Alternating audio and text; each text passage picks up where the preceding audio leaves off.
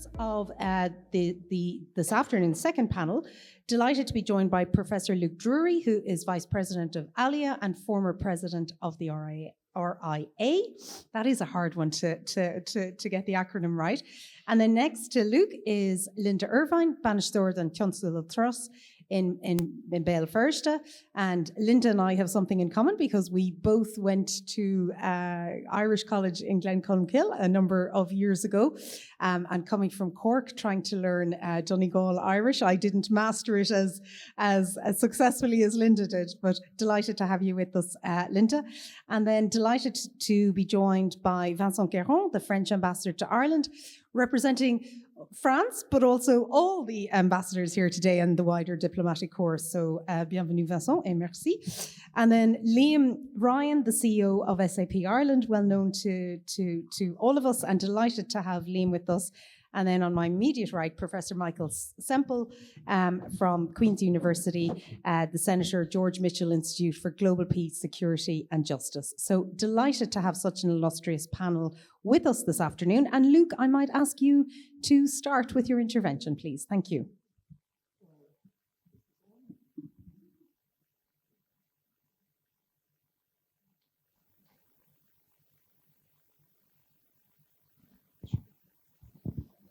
You'd imagine the physicist could switch on the microphone. Perhaps it's helpful if I just explain my own interaction with languages. I mean, I'm of a generation, I grew up in the 60s. Primary school education was purely Irish and English, no foreign languages whatsoever. At secondary school, we had 3 years of Latin, which I enjoyed and which I think was quite helpful for learning grammar, but would hardly classify as a modern language. And we were taught an approximation to French, I think is the best way of putting it, which was the only option for modern language learning. And that was really the extent of it until at the end of my PhD, my supervisor got me a job in Heidelberg, so we moved to Germany, and my wife and I both determined that we would seriously learn German. And if you want to learn a second language in adulthood, it is hard work, actually. We went conscientiously to the Volkshochschule, and I have to say at the end, we were reasonably fluent. And I did, on one occasion, hold an hour-long seminar in German. I don't think I could do it now, but it was interesting. Anyway, what I learned from that actually is that learning a second language is enormously enriching. You have a totally new literature to explore. And in terms of embedding yourself into the local culture, it's absolutely essential. I like to make the analogy that it's a bit like binocular vision. I mean, you can see the world with one eye, but if you look at it through two eyes, you see everything from a slightly different perspective. And that gives an added depth and nuance to the world, which is enormously enriching.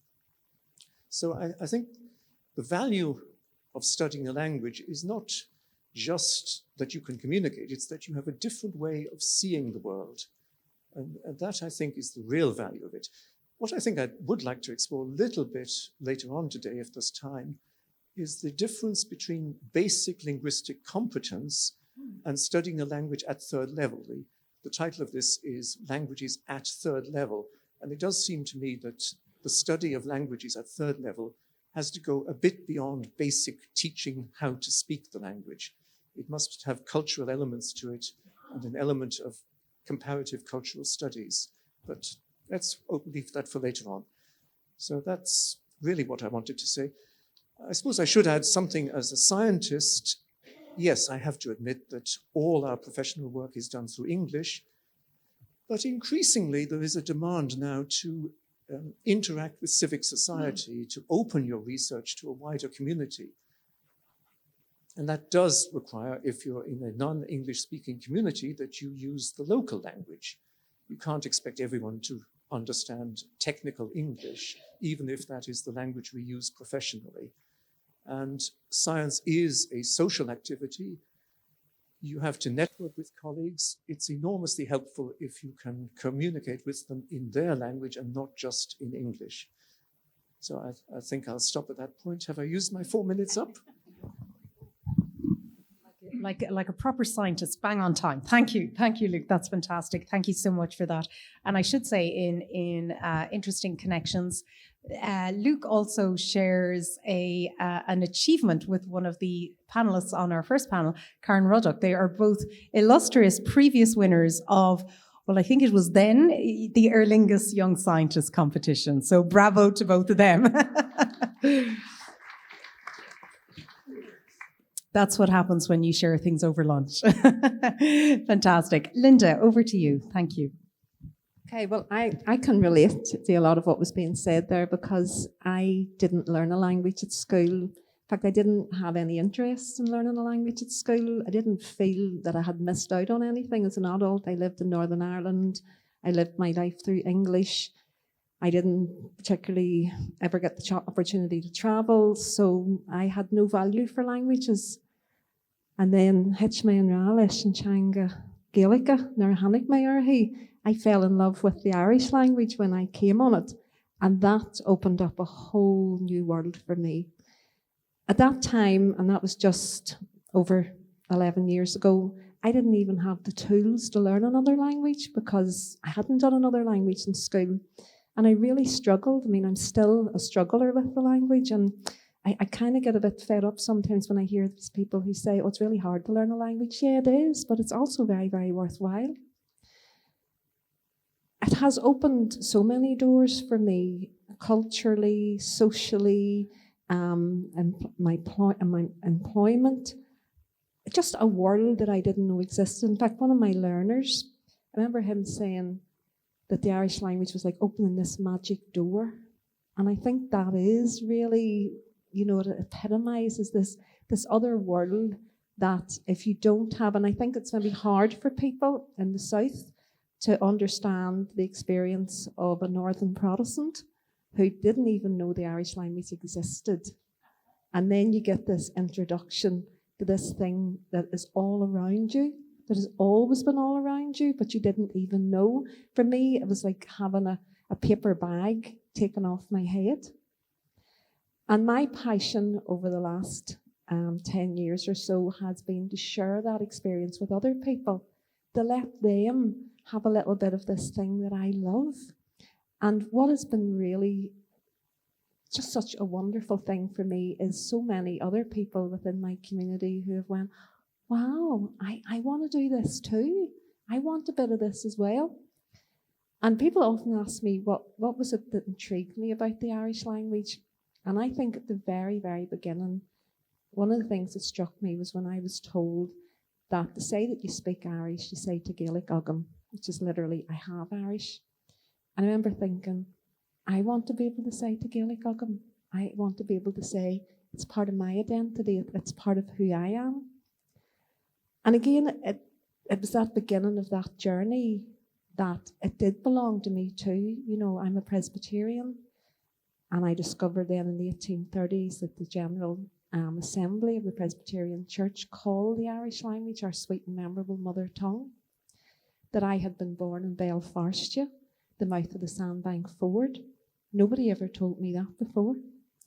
That I lived down the road from Crochnagunny, the Hill of the Rabbits, just round the corner from Lisnasharach, the Ford of the Foals. I didn't know these things. And the wonder of that I can't explain to you. Now, my journey with the language has been such joy, but there's also been criticism and challenge in it. And one of the things that I find interesting, especially as we sit here with people who have other languages, European languages, and it's such, a wonderful thing to have another language, is the criticism that I get. You'd be better off learning French or Spanish, love. As if by learning one language, you're closing the door to other languages. When in fact, it's the absolute opposite. By learning one language, you're opening the door to the other languages. You're giving yourself the ability, the increased opportunity to learn other languages. And I think there's a lack of understanding sometimes about that. And that's one of the things that's encouraged me in my work in East Belfast, a few years ago, we started up an integrated Irish medium nursery school, which we hope to turn into a primary school next year, because I can see how immersive education is the most effective way of learning a language. Now, I didn't get the opportunity to do that. My children didn't get the opportunity to do that. But I want to give children in East Belfast that opportunity. And one little story I'll share with you is one of our children. She came to us at 2 years and 10 months for our pre-year. She's stayed now for preschool. And hopefully, if we start P1 next year, which we hope we will, then she's going to stay with us. And her parents are both from the same community as myself, didn't have Irish growing up. They're trying to learn Irish now, but the child is massively overtaken them because she's just there and she's just surrounded by Irish 5 days a week within the nursery school. And one day, Mommy had her in the back of the car, and her mommy had on Radio Feirste, which is the local Belfast radio, Irish language radio station. And the child heard the Irish language on the radio, and she sat up and she said, "Mommy, they're speaking my language." And I think that, for me, really spoke volumes, because I thought, yeah, because that's what we're doing. We're giving these children this language. We're giving them a second language. We're giving them this wonderful opportunity, this gift of bilingualism. And that's why languages matter. One of our parents in the Nice School said, it's like having a superpower. And that's what it is. Thank you.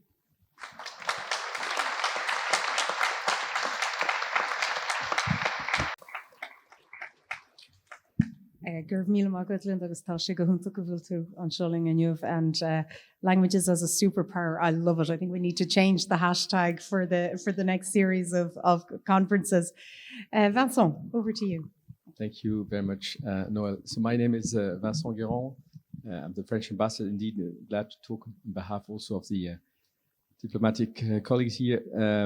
So I should start by saying that I'm Franco-German. My mother's German, father French. So I grew up in a multilingual environment. I'm glad to continue to speak German to my children. My wife is French, but I do speak German since they are babies, newborn, and they always kept answering to me in German, even though we lived in many different countries, and that's something also I'm very proud of. And I spent half of my career of 27 years in the EU institution.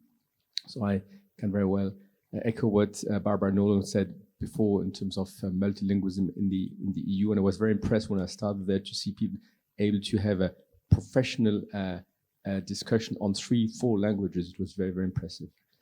The 4 remarks I wanted to make this afternoon about why languages matter for diplomats are, let's say, with a broader sense to the more narrow one. The first one would be to say, from a European perspective, that it would be a huge loss if in Europe we were to try to come down for any reason to a monolinguistic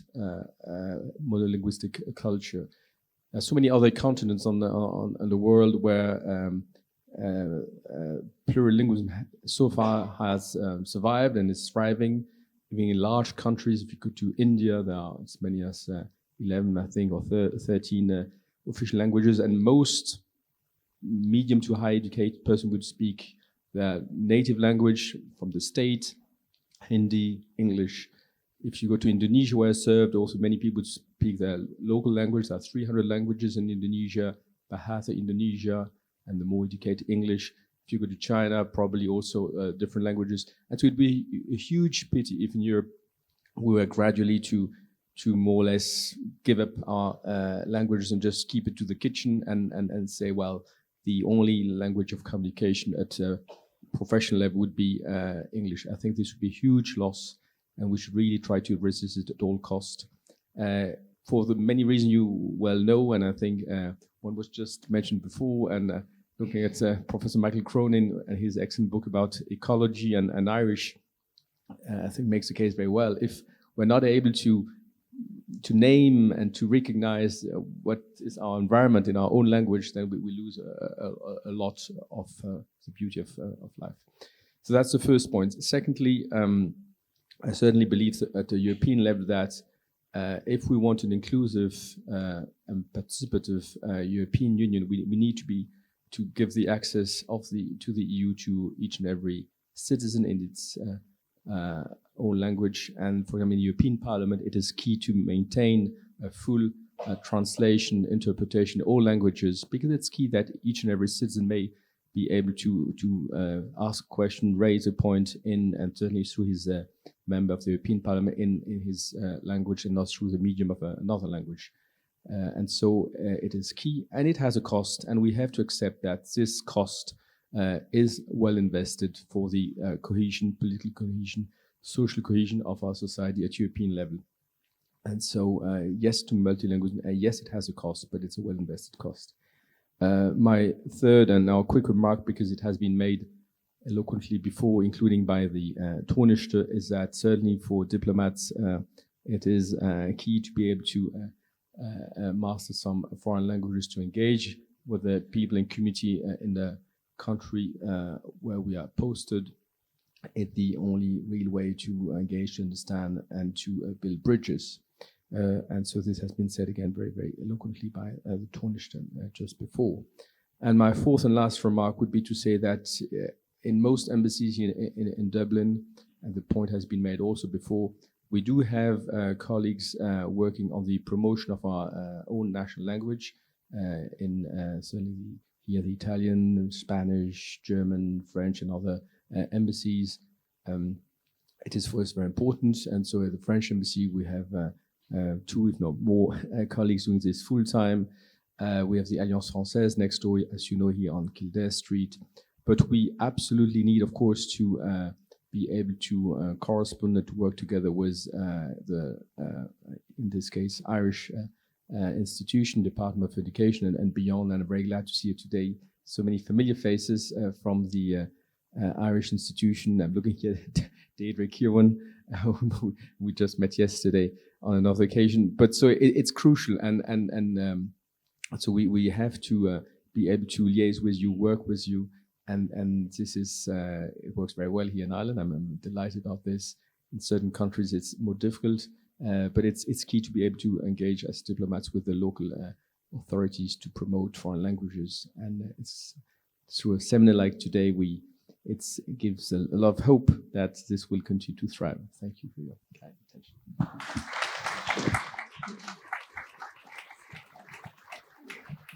Merci, Vincent. Liam, I might turn to you, please. Thank you. Thanks, Noelle. Yes, hello, everybody. My name is Liam Ryan, and I'm the MD of SAP in Ireland. For those that don't know SAP, we're a German-founded software company. We've now become a very international software player, and we help companies.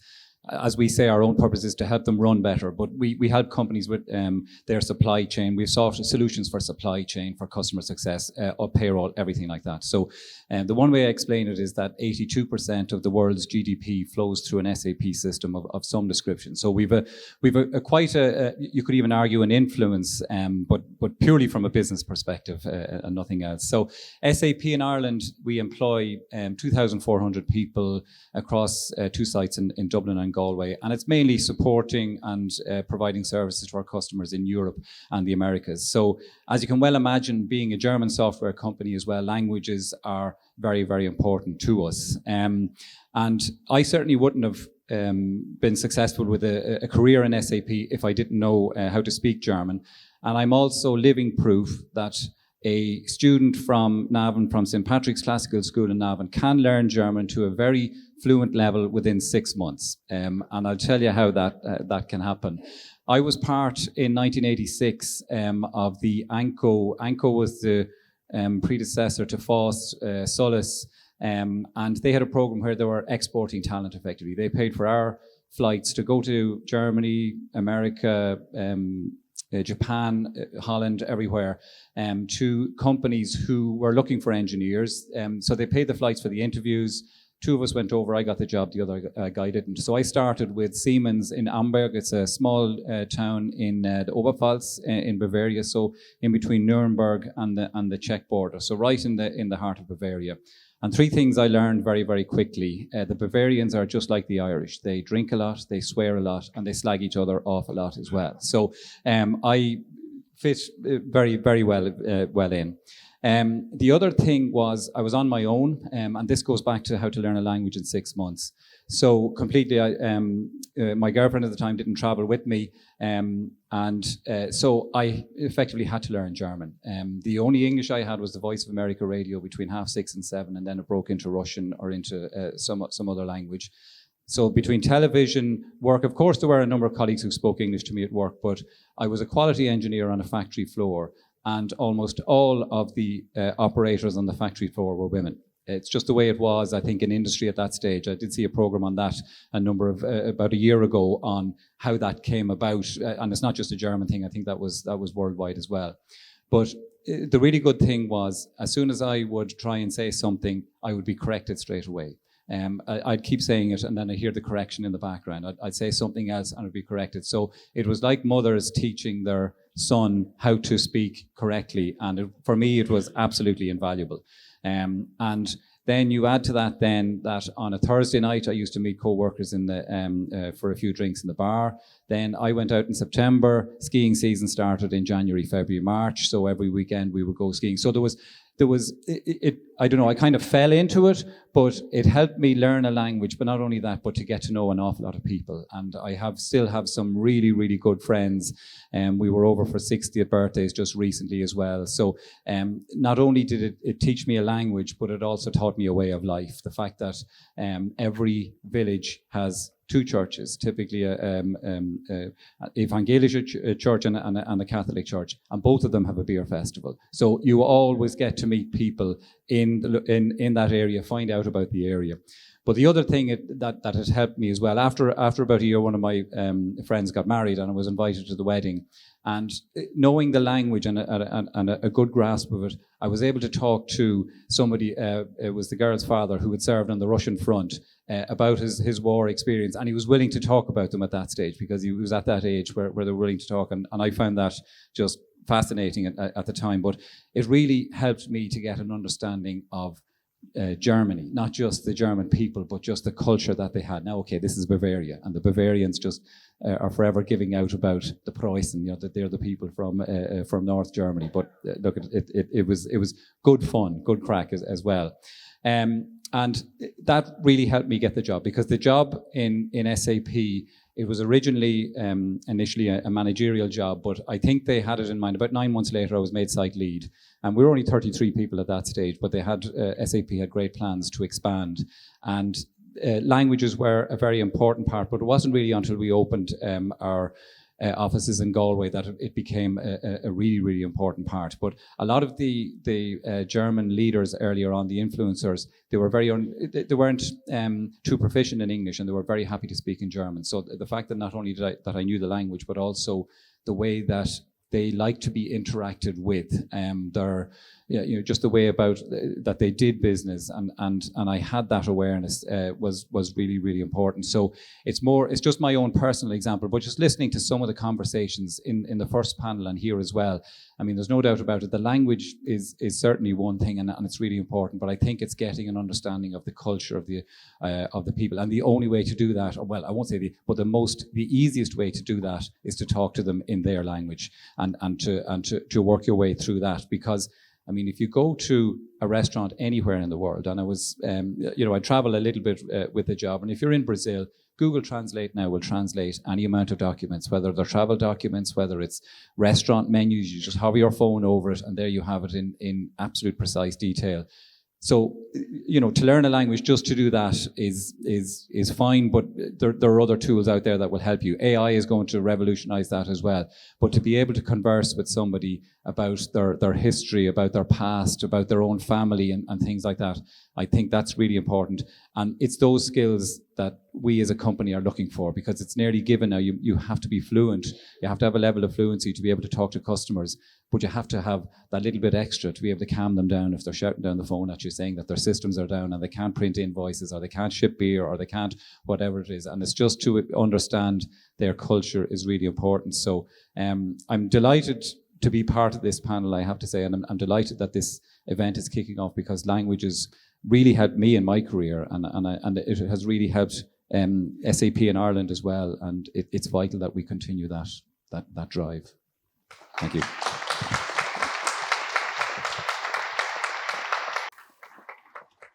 Thanks a million, Liam. So I think Duolingo, watch out. Liam Ryan's top tips for learning a language in 6 months. Fantastic. Liam, thank you very much for that. And last but by no means least, Michael, delighted to hand over to you.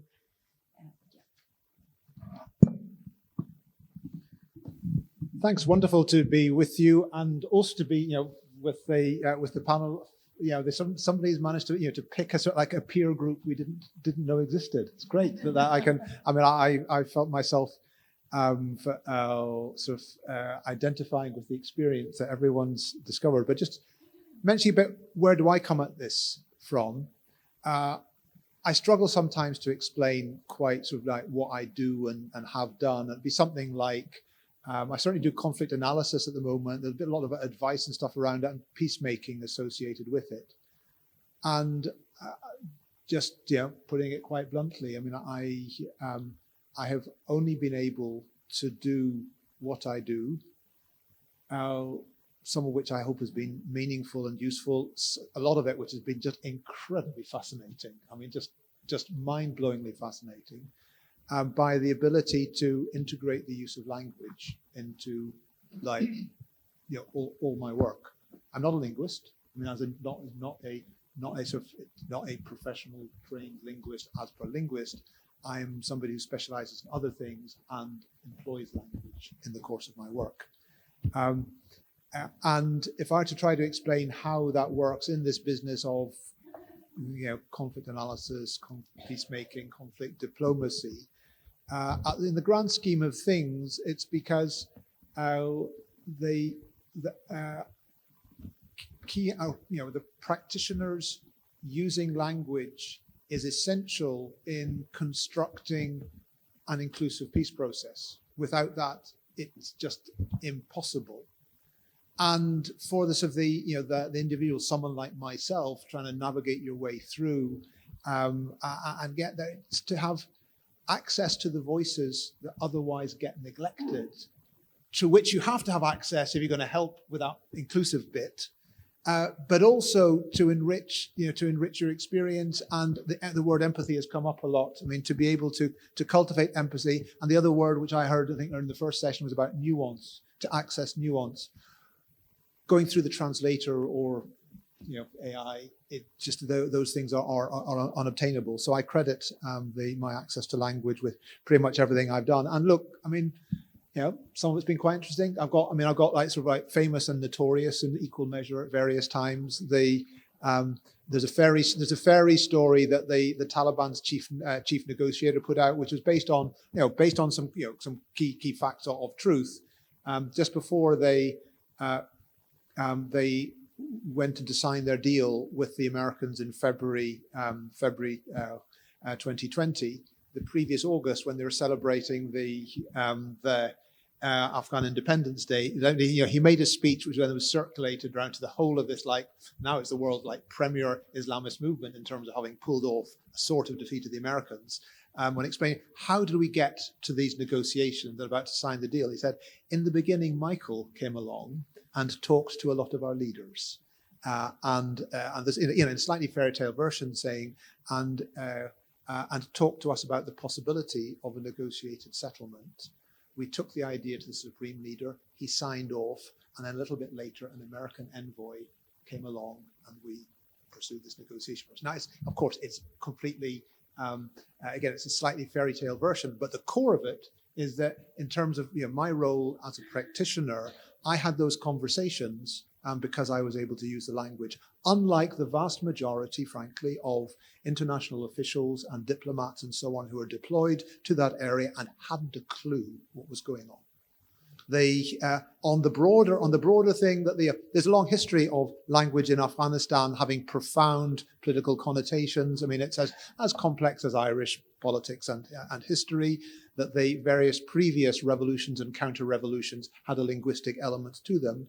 There is an argument one could elaborate that the debacle that we saw, which is now tragic consequences for people of Afghanistan, and I think the world doesn't yet understand what the global consequences are because they will reach us, that it was driven by the way that language was mishandled by the US-led intervention.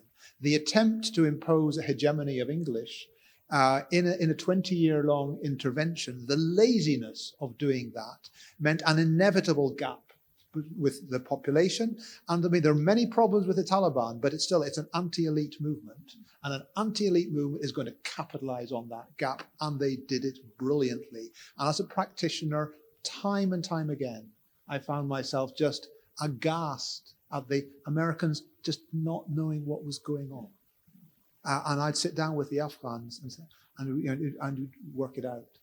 I mean, we'll carry on with the conversation. There are multiple examples of how it worked. And I would say even now, as somebody, I got out on the 15th of August 21, but I lead a research effort which is generating advice which we provide for Western policymakers and also for key Afghan actors. Every single day, I'm having conversations. Of course, I read and work in English as well. The stuff I get in that, everybody else has got. The unique insights that I pick up, the nuances that I pick up, the stuff which I learn every single day is from conversations that I have in the local languages, which people who haven't taken the time don't have access to. I would say, again, finishing up, that I get the point about this of the importance of different levels of competence. And I've observed I've got a handful of peers of Westerners who acquired some of the languages from that area. We've all had our own particular routes. I have tremendous admiration for people who have been professionally trained up to the highest level, and they can perform certain functions that I cannot. But the difference between having zero and having working competence and then advanced working competence. Now, for example, I mean, even now, Afghan media have access to very few Westerners who can talk directly. So as somebody who's now a known researcher, I'm one of the few Westerners who talk directly to the Afghan population to help them make sense of the dreadful times that they're living and what's going through. And that's only because of I have had the privilege of being able to learn the languages. So thank you for all that you're doing in the language teaching in first, second, and third level of education. Equip our people with these skills. It will transform their ability to function in the global environment, and certainly if they're in peacemaking. The last thing I would say, as an example of like the emotional experience you get, one of the most fun events I had was, it was sort of a weird stage of the conflict. For some reason, we had to, me and a group of Afghan delegates, we had to cross a minefield on a front line, and they put on a ceasefire, and you knew they were. Anyway, it was we knew how to get across the minefield. As a soldier emerged from the foxhole on the front line of the other side, he got up, he embraced me, and he said, "Brother, we are one people. We speak one language. Why are we fighting each other?"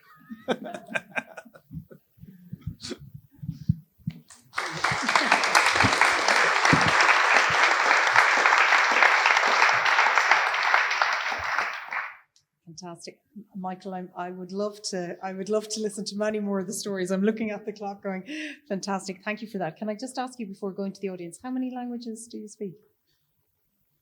My son there probably is overtaken. He's got six now. Wow. I don't have working I've got like familiarity with six. I regularly would use I guess three or four languages in the course of the day. There you go. Right. Fantastic.